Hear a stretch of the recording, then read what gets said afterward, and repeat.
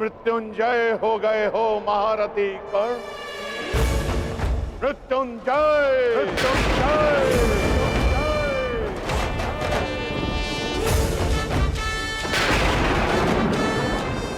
तुम्हारे जैसा सर्वश्रेष्ठ धनुर्धर न कभी इस धरा पर हुआ है और ना ही कभी होगा, ना ही कभी होगा, ना ही कभी होगा।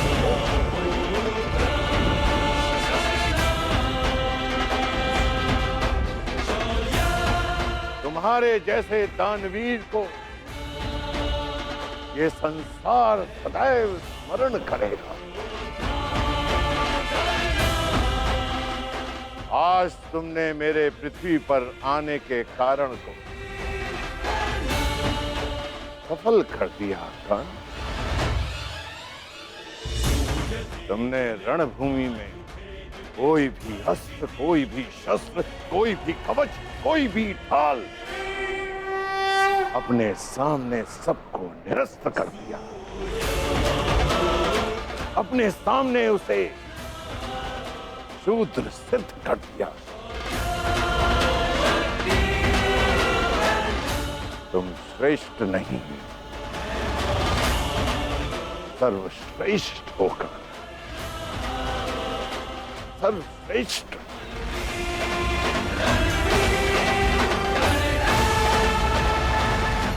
आज तुम अधिकारी बन गए हो कि तुम्हारे गुरु तुम्हें प्रणिपात्र दे।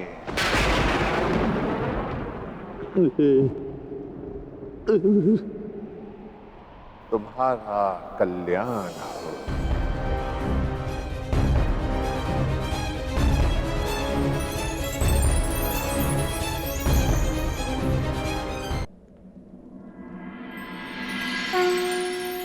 संसार में दो ही अवसर ऐसे होते हैं जब मनुष्य किसी को स्वयं से आगे निकलता हुआ देखकर प्रसन्न होता है।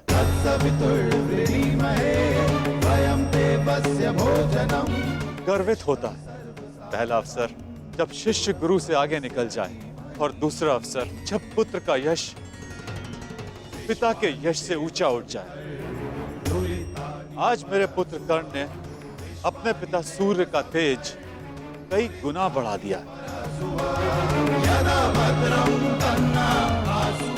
मुझे गर्व है कर्ण कि तुम मेरे अंश हो। इस संसार में जब तक मैं रहूंगा तुम्हारे शौर्य का तेज चमकेगा।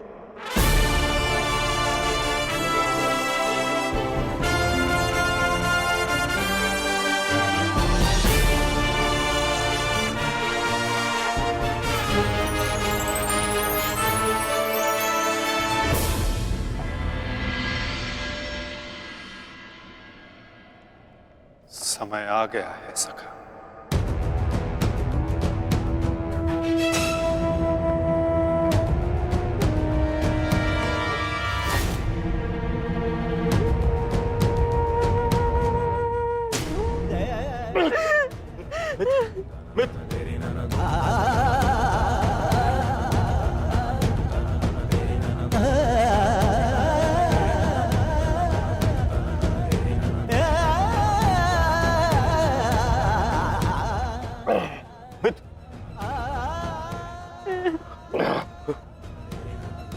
मेरी अंतिम इच्छा पूर्ण करना। परिवर्ती के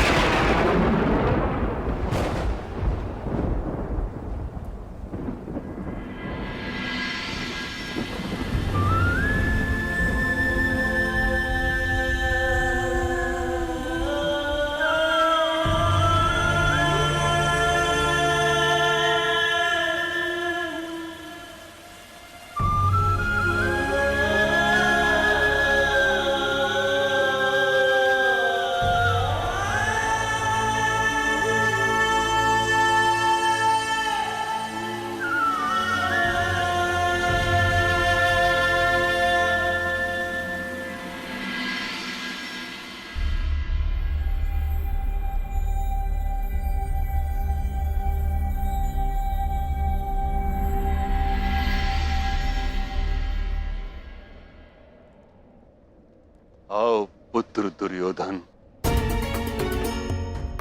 कदाचित अब तुम्हें आभास हो गया होगा, यह युद्ध अनायास था। अब इस युद्ध को रोक देना चाहिए। नहीं पितामह, कदाचित अभी विश्वास हो गया है कि यह युद्ध आवश्यक था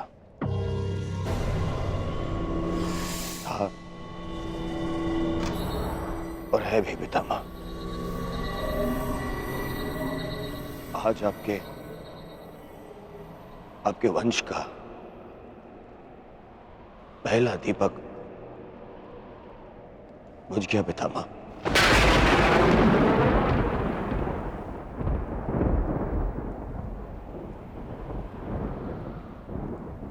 कर्ण,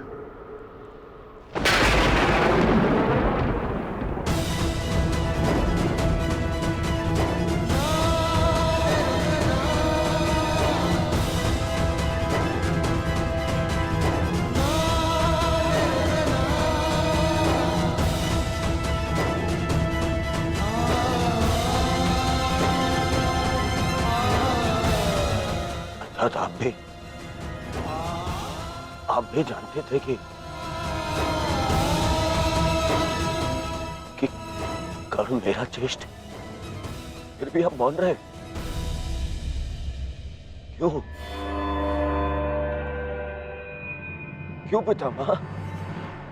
विष पीकर भी जिसके मुख पर मुस्कान हो, उसका भेद खोलकर उसके बलिदान का अपमान नहीं किया जाता पुत्र। मैं कर्ण के बलिदान का अपमान कैसे करता? इसी कारण अपने रहते मैंने उसे युद्ध से दूर रखा। मैं नहीं चाहता था कि एक भाई दूसरे भाई को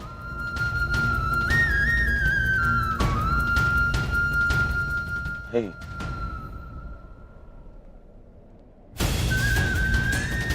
ना आप समझे, ना माता कुंती समझे और ना ही वासुदेव। कदाचित आप लोगों ने बता दिया होता कि कर्ण हमारा ज्येष्ठ है, तो सौगन गुरु बलराम की पितामह मैं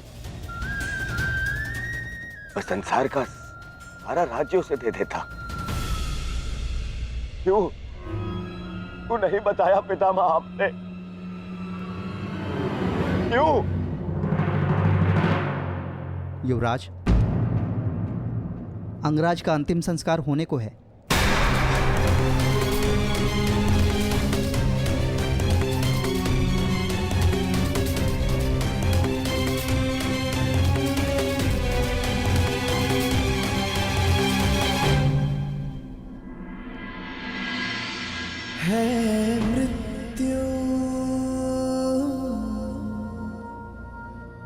तैयार यदि तुम आने को, प्रसन्न मुख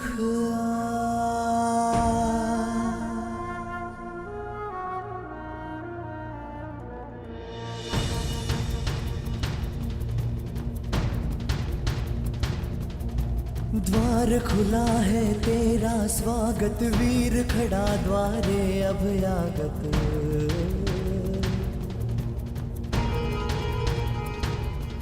बाहें फैला के मुस्कुरा के करता अपने अतिथि का स्वागत।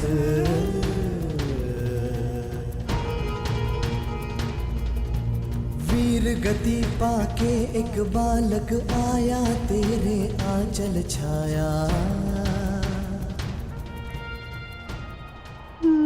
क्यों ईश्वर, क्यों स्त्री को ये शक्ति दी कि वो कोई भी बात छुपा कर रख सके? पहले संतान को 9 महीने अपने गर्भ में रखे, फिर अपने संतान से जुड़े सत्य को अपने मन के गर्भ में रखे। अगर मैंने जीवन में कोई भी पुण्य किया तो मेरी प्रार्थना सुन ले कि आज के पश्चात कोई भी स्त्री कोई भी रहस्य ना छुपा सके।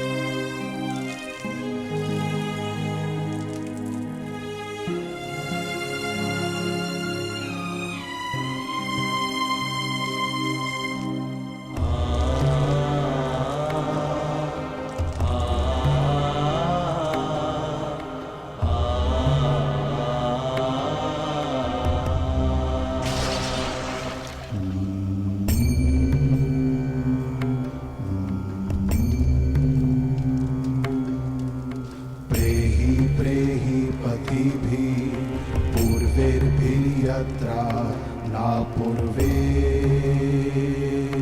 पितरपर्युः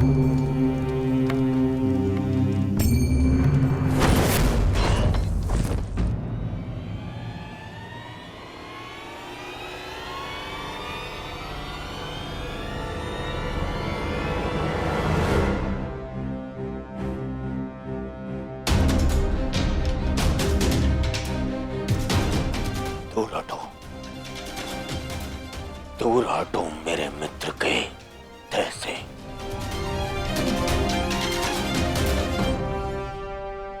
इसका अंतिम संस्कार करने का साहस मत करना युधिष्ठिर, अन्यथा यहां 5 और चिताएं जल जाएंगी।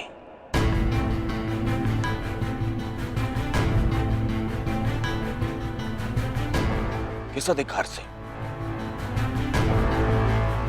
किस अधिकार से तुम इसका अंतिम संस्कार कर रहे हो? कौन लगता कौन है तुम्हारा? कुछ क्षण पहले पता चला कि इसका और तुम्हारा रक्त एक है, तो तुम्हें अधिकार मिल गया कि तुम इसका अंतिम संस्कार कर दोगे। नहीं नहीं युधिष्ठिर,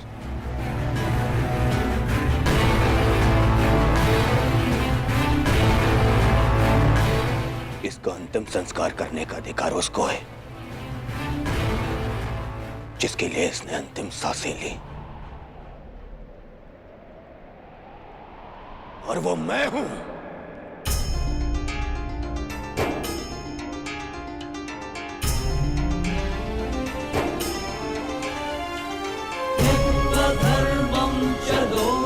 मेरे माता पिता देख नहीं सकते, परंतु उनकी आंखों में भी एक स्वप्न है। स्वप्न है कि उनकी चिता को उनका ज्येष्ठ पुत्र अग्निदेव अब कर्ण के जाने के पश्चात,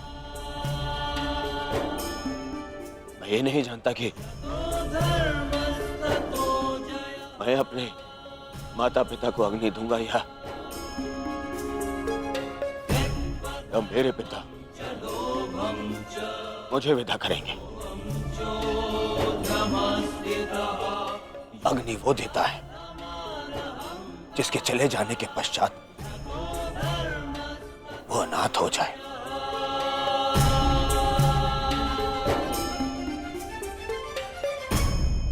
और कर्ण के चले जाने के पश्चात मैं अनाथ हो गया हूं, इसीलिए उसे अग्नि देने का अधिकार केवल मेरा है, और मुझसे ये अधिकार कोई नहीं छीन सकता।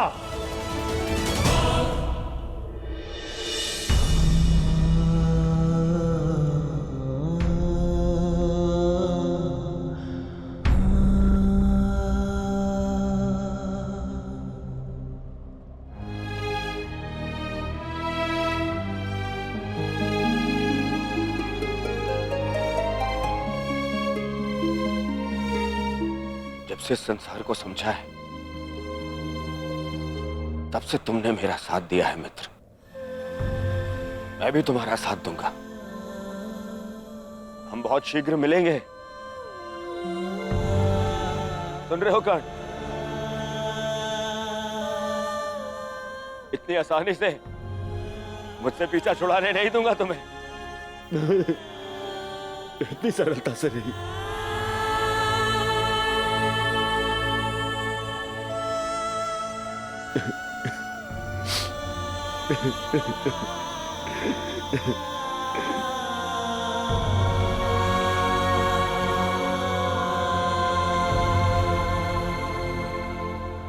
यह एक वीर की अंतिम यात्रा का प्रयाण है दुर्योधन। इसे शांति के साथ विदा करें। ज्येष्ठ की आत्मा को कष्ट होगा यदि सब एक साथ अग्नि न दें।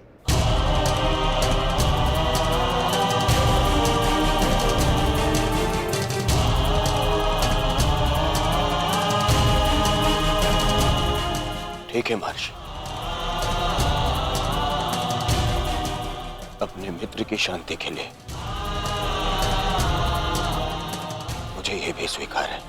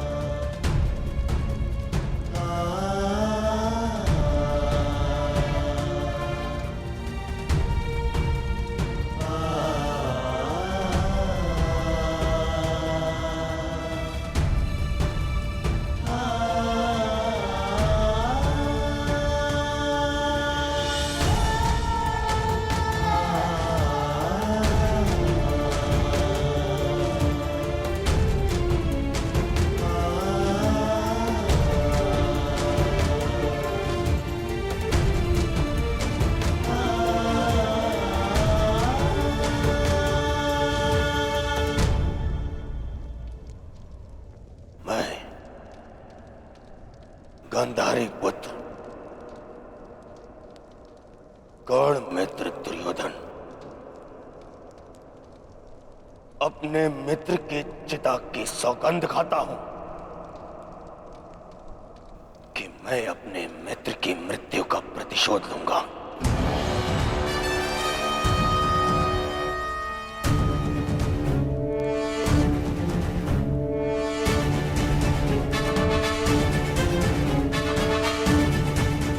अब ये युद्ध ना इंद्रप्रस्थ के लिए है और ना ही हस्तिनापुर के लिए।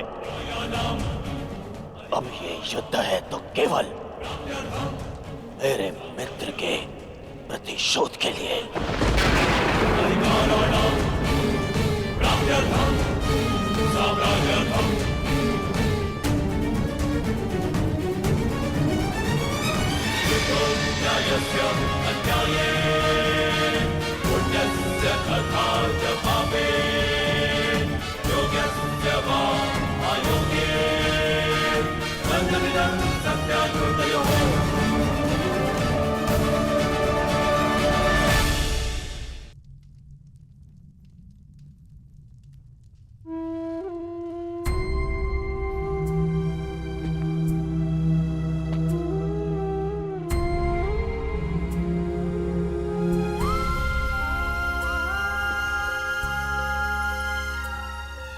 सब समाप्त हो गया माता, सब कुछ।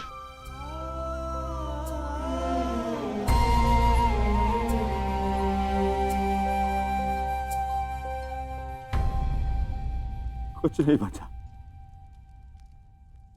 कुछ भी नहीं बचा। गढ़ के साथ मेरी विजय, मेरा सुख, मेरा स्वप्न, सबका अंत हो गया। मां मुझे क्षमा कर दीजिएगा, मैं आपके पुत्रों की रक्षा नहीं कर पाए, परंतु मां मेरे 100 भाई मारे गए, 99 वो जो आपके गर्भ से जन्मे, और एक वो जिसने मेरे लिए समय के गर्भ से जन्म लिया। मेरा मित्र कर्ण, मैं नहीं रहा माता। माता, आपको 100 पुत्रों की माता होने का वरदान मिला था ना माता, तो मुझे सदा 100 भाइयों के भाई होने का वरदान क्यों नहीं मिला माता? समय ने जो छीन लिया उसे लौटाया नहीं जा सकता पुत्र, परंतु जो अब मेरे पास शेष है उसे रहने दो। छोड़ दो ये युद्ध पुत्र।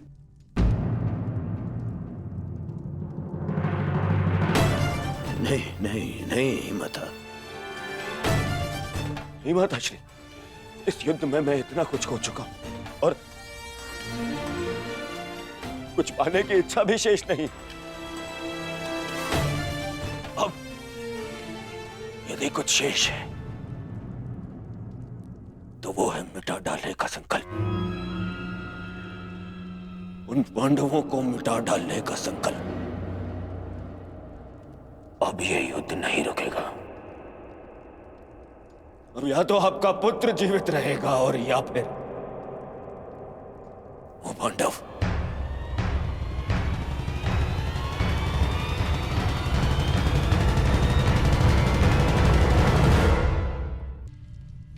अब यदि कुछ शेष है तो वो है मिटा डालने का संकल्प, उन पांडवों को मिटा डालने का संकल्प। अब या तो आपका पुत्र जीवित रहेगा और या फिर वो पांडव। मुझे क्षमा कर दीजिएगा माता, परंतु अब ये युद्ध नहीं रुकेगा, नहीं रुकेगा ये युद्ध।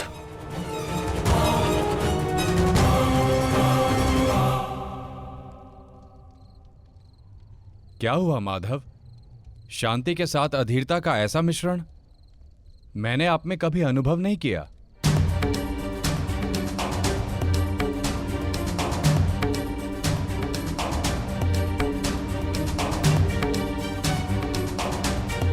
मौन क्यों है माधव? क्यों आप हर बार उस योद्धा का अंत कर देते हैं जो इस युद्ध का अंत कर सकता है? क्यों माधव, क्यों? जिसे हम अंत समझते हैं वो एक नया प्रारंभ होता है बारबरी। जिसे हम काया का अंत समझते हैं वो कायांतरण होता है, और जिसे तुम एक योद्धा का अंत समझ रहे हो वो एक नए परिवर्तन का प्रारंभ है। उचित कहा माधव। हर अंत में ही एक नया प्रारंभ है, परंतु यह आवश्यक नहीं कि हर अंत के पश्चात एक नया परिवर्तन जन्म ले, क्योंकि कभी कभी एक अंत एक प्रतिशोध को जन्म देता है, और वो हो चुका है। एक नया प्रतिशोध जन्म ले चुका है माधव।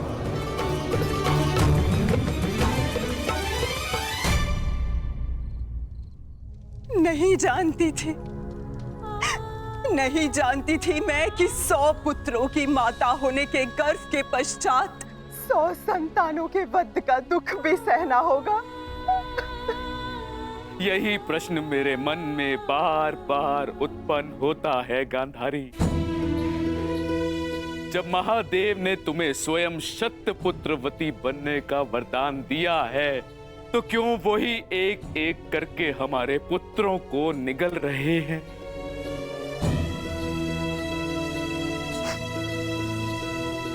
उत्तर मिलेगा आर्य। इस प्रश्न का उत्तर भी अवश्य मिलेगा।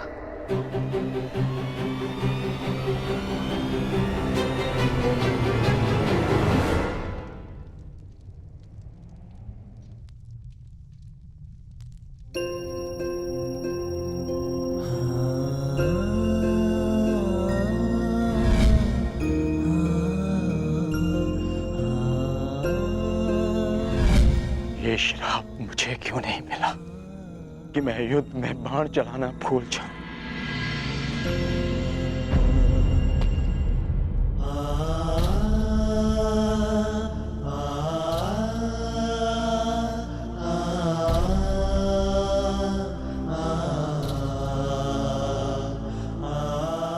ये कैसा युद्ध है माधव, कैसा युद्ध?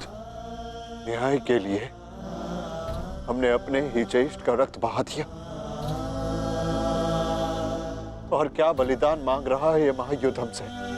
कब होगा, कब होगा इस महाविनाश का अंत माधव, कब होगा?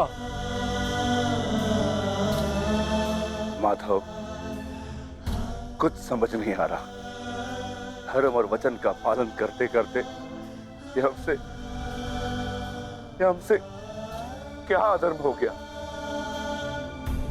मैं तुम सबके मन की इस व्याकुलता को समझ सकता हूं।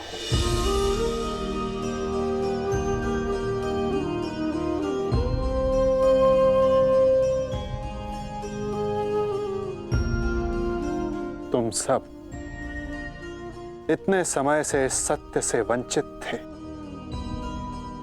किंतु इसका कारण स्वयं तुम्हारे ज्येष्ठ थे।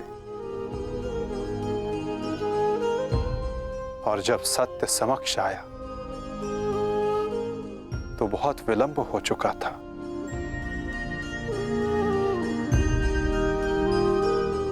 नकुल, सहदेव, ये तुम्हारा उत्तरदायित्व है कि अपने ज्येष्ठ के इस बलिदान गाथा को इस संसार में सुनाकर सदैव इस संसार के हृदय में जीवित रखो।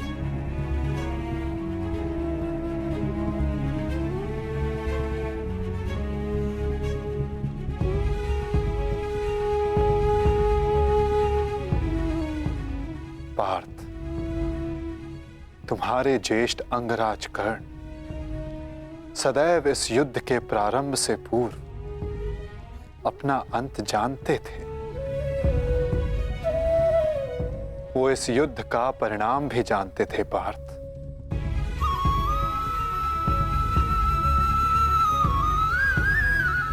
परंतु चिंता मुझे उनकी है जो देख नहीं पाते, क्योंकि जो देख नहीं पाते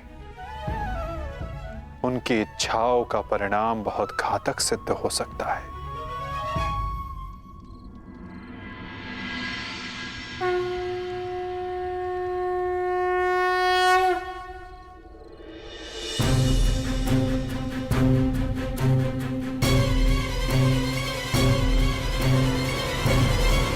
रुक जाओ बहना, नहीं बहना, ये क्या करने जा रही हो तुम? इस समय ना तो मैं आपकी बहन हूँ भ्राताश्री, और ना ही हस्तिनापुर की महारानी गांधार नरेश। इस समय मैं एक माता हूँ, एक माता जिसे महादेव से उत्तर चाहिए उसके साथ हुए अन्याय का। और जब तक मुझे वो उत्तर नहीं मिल जाता, आज मुझे कोई नहीं रोक सकता। मूर्खता मत करो बहना। गांधारी, इस भांति अग्नि को आलिंगन देने से कुछ नहीं मिलेगा। इससे पूर्व मेरे आलिंगन में आने को शेष मेरा अंतिम पुत्र भी काल के गाल में समा जाए, महादेव को मेरे प्रश्न का उत्तर देना ही पड़ेगा।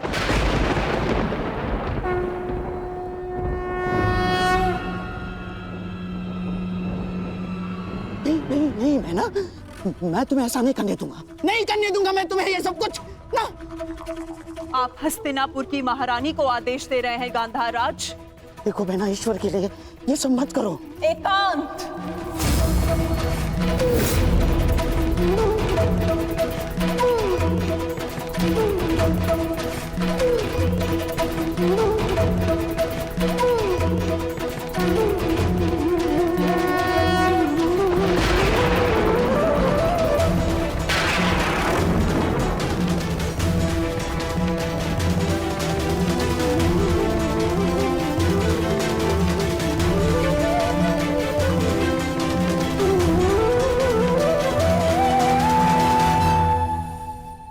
संहार के देव है ना महादेव, तो आज मैं स्वयं को संहार करके आपको प्रस्तुत करती हूँ।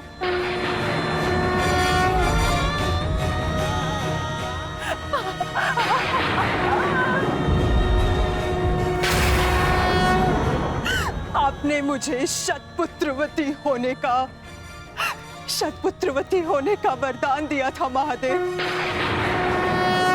परंतु आज मैं आपसे ये जानना चाहती हूँ, क्यों आपने मेरा जीवन अभिशाप बना डाला महादेव?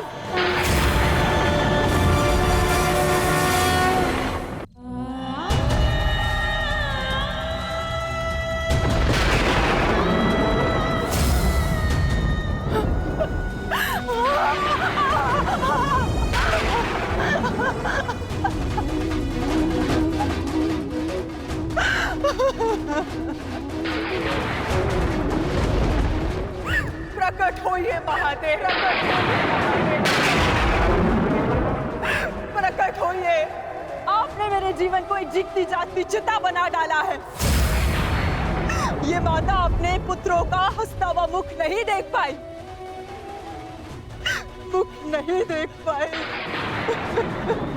परंतु उनकी चिताओं की अग्नि को अनुभव किया है महादेव। या तो आप अपने उत्तर से मेरे मन को शीतलता दीजिए, अन्यथा मुझे जीते जागते जल जाने दीजिए।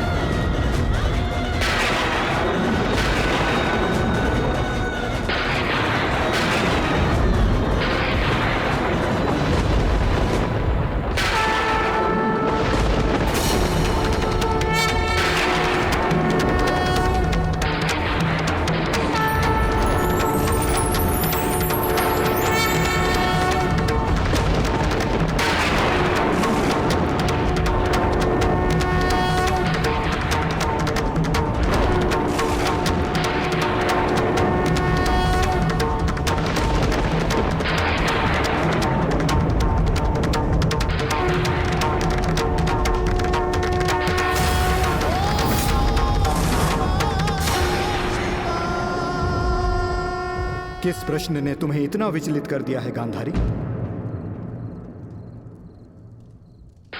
अन्याय ने मुझे विचलित किया है महादेव, वो अन्याय जो आपने मेरे साथ किया। मेरे 100 पुत्रों के वरदान को 100 पुत्रों के नाश के अभिशाप में बदल दिया है उन पांडवों ने। बोलिए महादेव, बोलिए, ये कैसी नीति है आपकी? ये तो नियति है गांधारी। हर एक के जन्म के साथ उसकी मृत्यु निर्धारित होती है। उसे लेके मनुष्य विचलित हो सकता है, परंतु ना ही ये अन्याय है और ना ही प्रतिशोध का कारण। नहीं महादेव, मैं ना तो यहाँ प्रतिशोध के लिए आई हूँ और ना ही प्रतिकार के लिए। ये एक माता है जो आपके समक्ष खड़ी है, जिसके 99 पुत्रों का निर्दयता से वध कर दिया गया है। उसे केवल एक पुत्र की सुरक्षा चाहिए। मुझे दुर्योधन की मृत्यु नहीं देखनी है। आपका वरदान झूठा नहीं होना चाहिए महादेव। जिसे आपने 100 पुत्र होने का वरदान दिया, वो निसंतान नहीं मरनी चाहिए महादेव। जो हानि मेरी कोख को अब तक हुई है, उसे मैं सह लूंगी, किंतु मेरा अंतिम शेष पुत्र दुर्योधन, मैं आपसे उसकी सुरक्षा मांगती हूँ महादेव। मेरे पुत्र की रक्षा कीजिए महादेव। उसे भीम के प्रहार से बचा लीजिए। पांडवों को अस्त्र देने वाले महादेव, यदि आज मेरे पुत्र को ढाल नहीं देंगे तो मैं स्वयं आज अपने प्राण उसके लिए समर्पित कर दूंगी।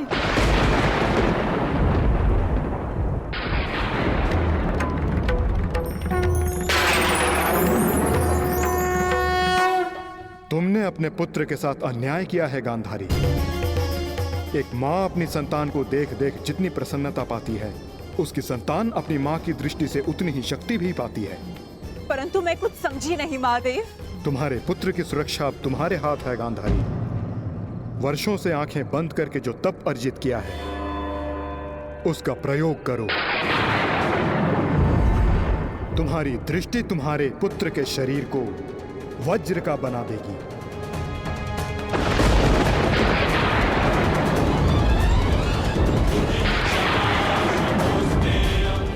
वो वज्र जिसे किसी का प्रहार नहीं तोड़ पाएगा।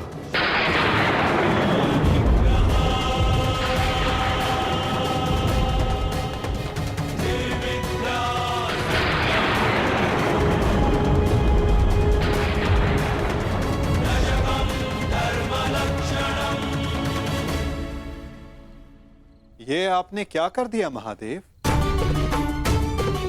आप स्वयं धर्म स्वरूप हैं महादेव। फिर धर्म स्थापना में आप बाधा कैसे बन सकते हैं?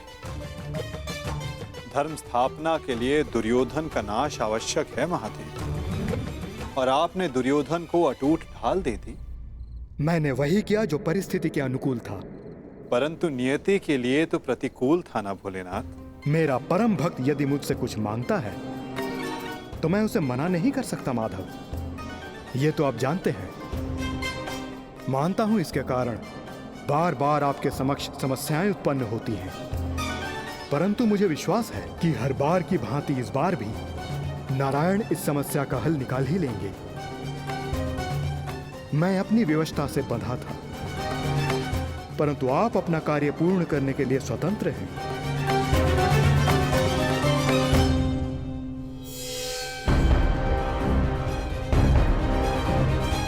नियति के अनुकूल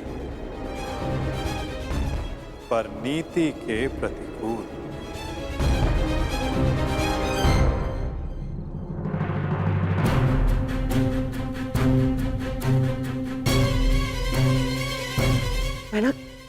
बहना क्या हुआ? महादेव ने दर्शन दिए? बहना बता। गांधारी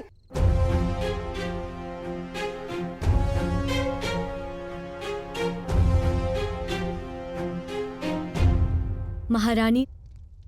दासी, युवराज दुर्योधन से कहिए मैंने उन्हें अपने समक्ष प्रस्तुत होने का आदेश दिया है। तुरंत।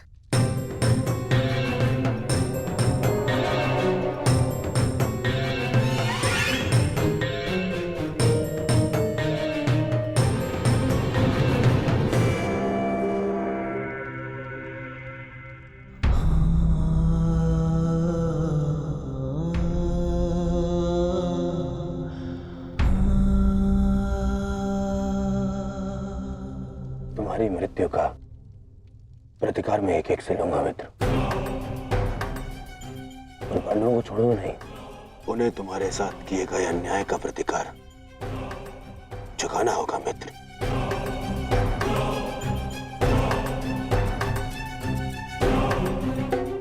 युवराज दुर्योधन, मैं मद्राज आज तक किसी के सामने नहीं झुका, परंतु आज मैं अपना सर झुकाकर अपनी भूल को स्वीकार करने आया हूं। मद्राज, चक्र निकालने में मेरी सहायता कीजिए। तुम भूल रहे हो अंगराज, तुम सूत पुत्र हो, तुम स्वयं अपने रथ का चक्र निकालो। मद्राज, मुझे मेरा विजय धनुष दीजिए। नहीं अंगराज, मैं तुम्हारी आज्ञा का पालन नहीं करूंगा।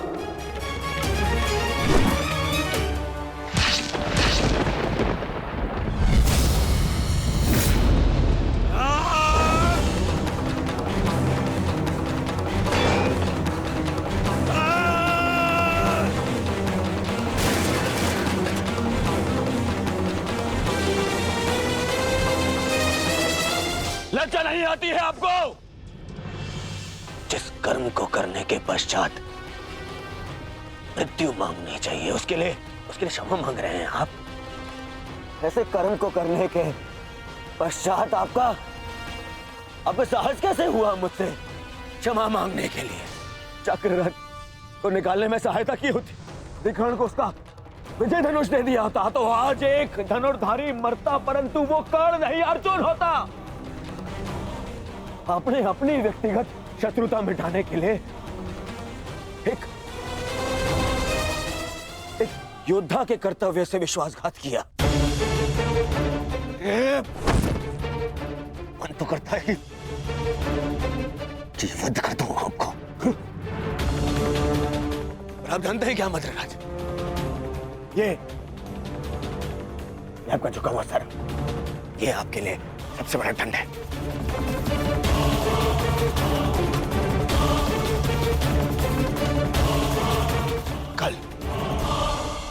कल प्रातः काल सूर्योदय से पूर्व आप युद्ध भूमि से अस्त हो जाएंगे।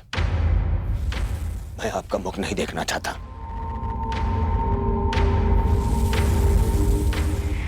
मैं कर्ण की मृत्यु का प्रतिशोध लेना चाहता हूं युवराज।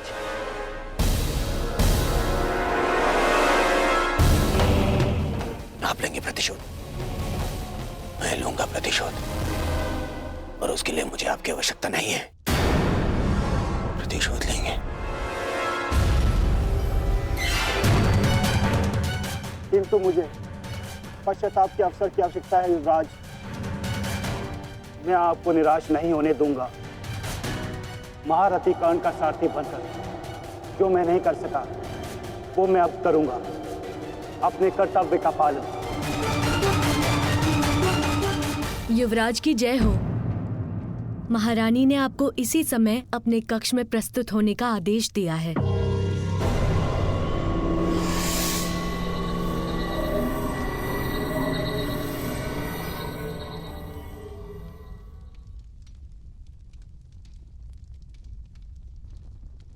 पिताश्री, माता ने यूं अचानक मुझे स्मरण क्यों किया?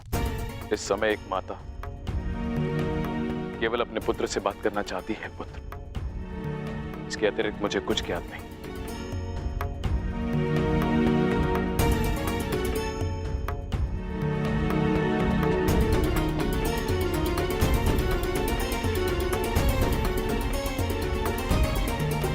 प्रणिपात माता, आपने मुझे स्मरण किया।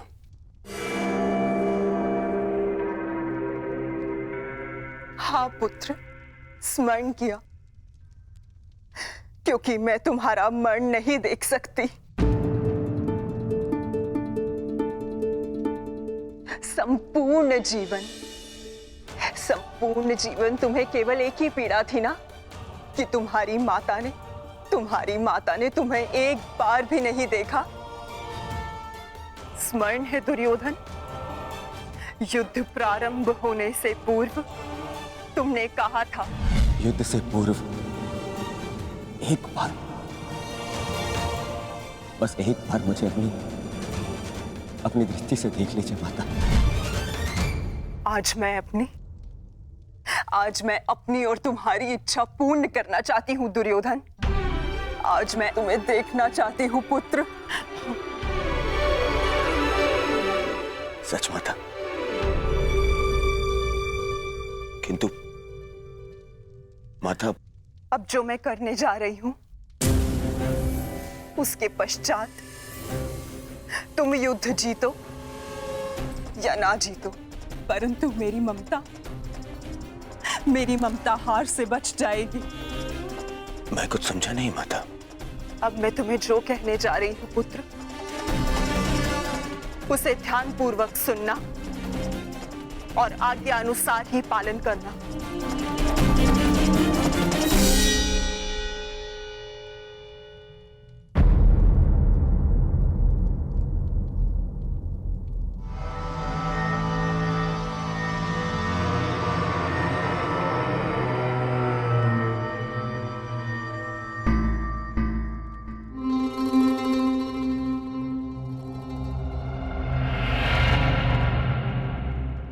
दुर्योधन,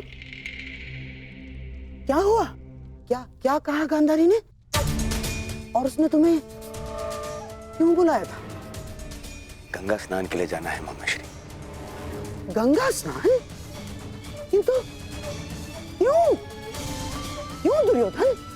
देखो देखो दुर्योधन, तुम अपने मामा को कुछ नहीं बताओगे? हैं? ये स्नान, ये क्या है सब कुछ? माता के आदेश का पालन करने के लिए किंतु परंतु नहीं पूछते मामाश्री। मैं भी तुम्हारे साथ चलता हूं।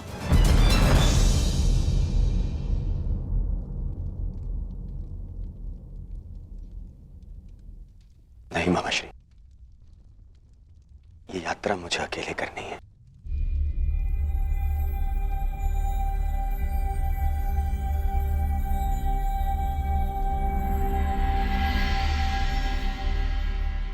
आइए आप सब भोजन ग्रहण कर लीजिए। इन हाथों से भोजन ग्रहण करें पांचाली।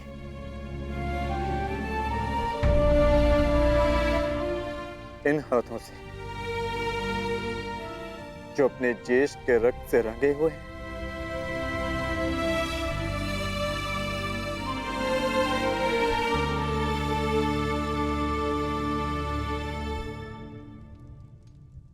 जाओ पार्थ, जाकर विश्राम कर लो। कल प्रातः पुनः युद्ध प्रारंभ होगा और उस युद्ध के लिए सज्ज रहना होगा तुम्हें। परिवर्तन के लिए ज्येष्ठ ने अपना जीवन त्याग दिया। कुछ परिवर्तनों को लाना नहीं होता पार्थ, उन्हें होने देना होता है। तुम अपना कर्तव्य करो पार्थ। फल हो या परिवर्तन, जो भी होगा स्वयं होगा।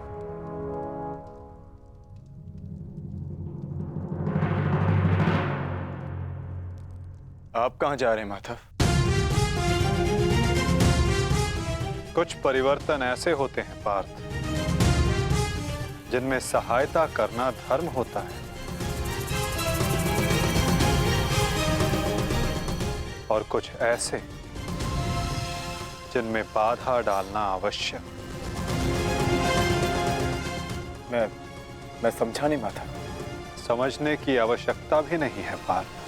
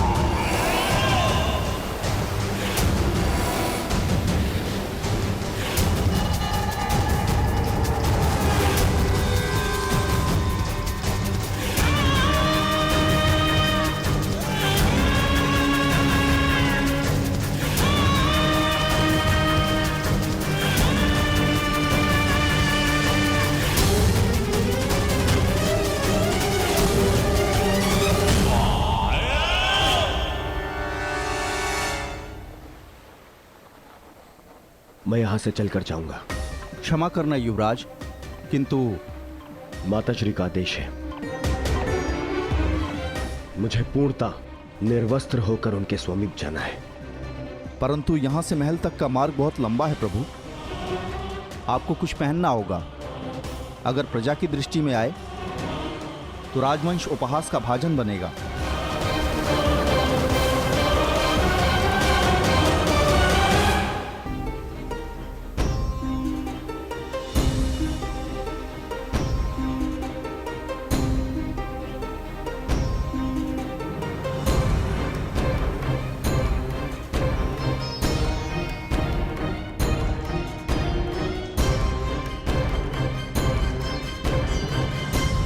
अपने पिता का आदेश नहीं मानता, बहुत बड़ा बुद्धिमान समझता है अपने आप को। क्या कहा था मैंने? बछड़े की डोर हाथ में रखना समझता नहीं है? बहुत बुद्धिमान है तू। क्या समझाया था मैंने? क्या कहा था मैंने? क्या पूछ रहा हूँ मैं? क्या समझाया था मैंने? ये क्या कर रहे हो? क्यों इस बालक को कष्ट पहुंचा रहे हो? अब तुम कौन हो हमारे बीच में आने वाले? ये मेरा पुत्र है, मैं जो चाहे इसके साथ वो करूं।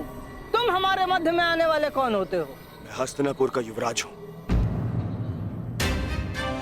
क्षमा करिए युवराज, मैंने आपको पहचाना नहीं, परंतु वास्तविकता ये है कि इसने अपने माता पिता के आदेश का पालन ही नहीं किया। मैंने इसे बताया था, बछड़े की डोर कभी हाथ से मत छोड़ना, सदैव डोर अपने हाथ में ही रखना, परंतु ये नहीं माना। इसने बछड़े की डोर को अपने हाथ से छोड़ दिया और बछड़ा खो गया। अब आप ही बताइए मैं क्या करूं? परंतु आप इस भांति अर्धनग्न अवस्था में। मेरी माता का आदेश है। देख, सीख इनसे कुछ। हस्तिनापुर के युवराज होते हुए भी अपने माता पिता के आदेश का अक्षरशः पालन करते हैं। धन्य हैं आप युवराज। माता पिता के आदेश का अक्षरशः पालन करना, माता पिता ने जो भी कहा है, जैसा भी कहा है, उस कार्य को उसी अनुरूप करना कोई आपसे सीखे युवराज। पुत्र, तुम्हारे पिता उचित कह रहे हैं। तुम्हें अपने माता पिता की बात माननी चाहिए।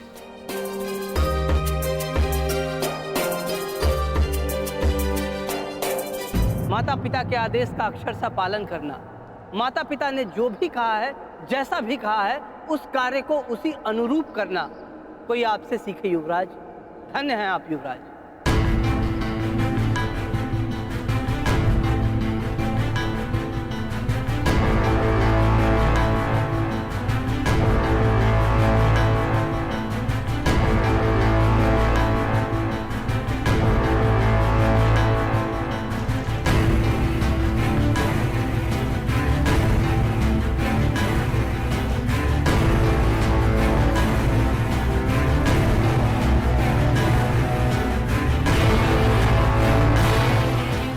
माता के आदेश का पालन कर रहे हो दुर्योधन, परंतु गंगा स्नान के पश्चात यूं वस्त्रहीन क्यों होकर आए हो? माता श्री का आदेश है मामाश्री, निर्वस्त्र होकर आना है। बुद्धिहीन हो दुर्योधन। माता के लिए तो बालक ने गर्दन से नीचे भी वस्त्र ना पहना हो तो वो नग्न कहलाता है। और शास्त्रों में भी लिखा है कि युवा होने के पश्चात एक पुत्र ने अपने माता के समक्ष और एक भाई ने अपने बहन के समक्ष निर्वस्त्र नहीं जाना चाहिए। पुत्र पौत्र वाले हो गए हो ना दुर्योधन, न जाने तुम्हें बुद्धि कब आएगी। माता के समक्ष यूं अवघड़ बनकर जाओगे?